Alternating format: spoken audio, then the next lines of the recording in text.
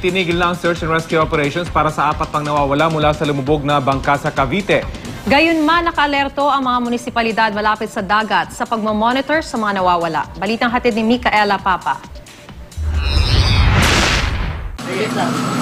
Dahil posibleng makaapekto na sa kalusugan ng mga residente, inilibing na ang 4 sa 6 na bangkay ng mga mangingisdang namatay sa lumubog na FB Dan Israel sa Naik, Cavite.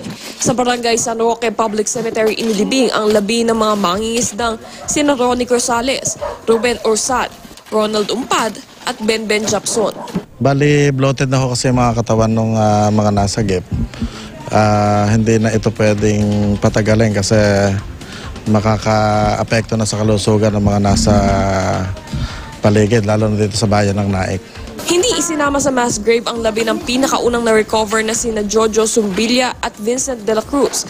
Mas maayos pa raw kasi ang lagay ng mga bangkay nila kaya ipinagpaliban muna ang libing hanggang makita sila ng kanilang mga kaanak na nagpaabot na pupunta ngayong araw. Bagamat dumalo sa mass burial si Lina Orsal, kapatid ng isa sa mga biktima, hindi nito natingnan ang mukha ng kapatid hanggang sa huling sandali.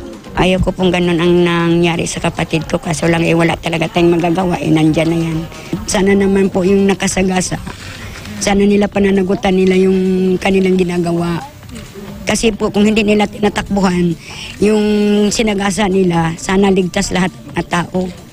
Matapos maiangat mula sa pagkakalubog ang FB Dan Israel kahapon, opisyal nang itinigil ang search and rescue operations kahit may 4 na crew members pang nawawala. Nasa Coast Guard na raw ang desisyon kung saan ito dadalhin habang patuloy ang investigasyon sa trahedya.